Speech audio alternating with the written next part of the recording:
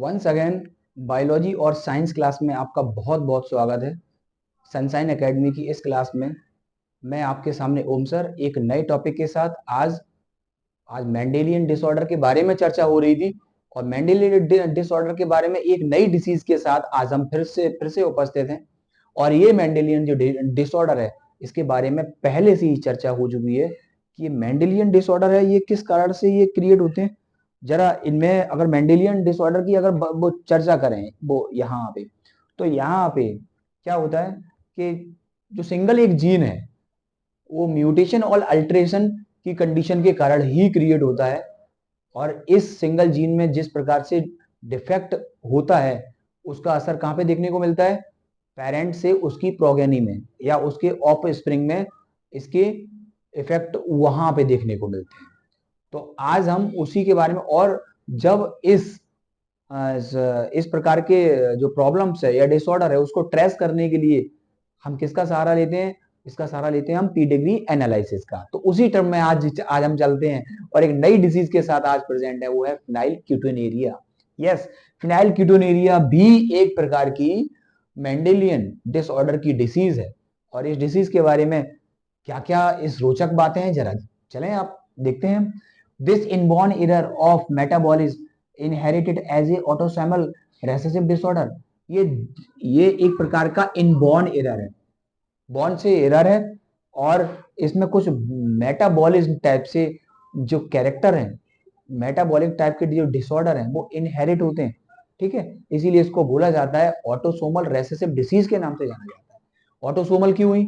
क्योंकि इसमें कोई भी सेक्स क्रोमोसोम पर इस डिसीज को करने वाला जो जीन है, इफेक्टेड जीन है, वो प्रेजेंट नहीं होता है, इसीलिए ये ऑटोसोमल डिसीज है।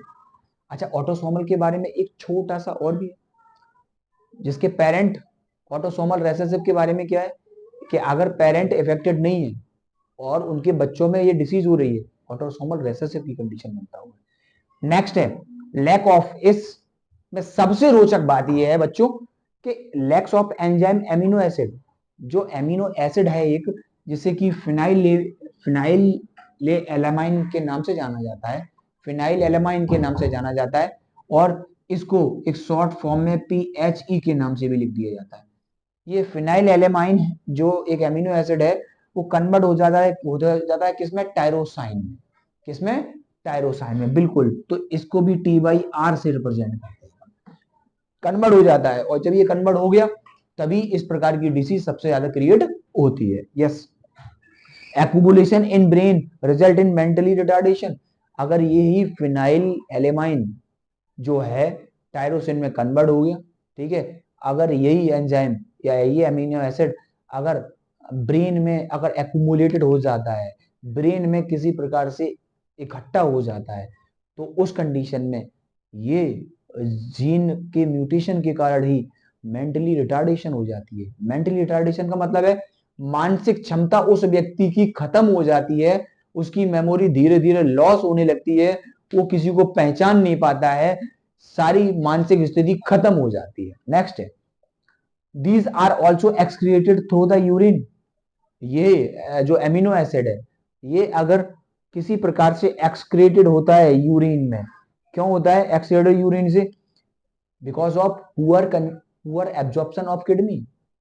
किडनी में ये अच्छे तरीके से एब्जॉर्ब नहीं हो पाता है, जिसके कारण से ये यूरिन में एक्सक्रीटेड होने लगता है।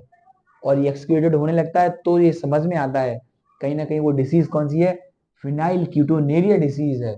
और ये एक मेंडेलियन डिसऑर्डर के कारण क्रिएट हुई है, जिससे कि वो पर्टिकुलर क्रोमोसोम पे जो अफेक्टेड जीन है के कारण ही यह प्रॉब्लम क्रिएट हुई है।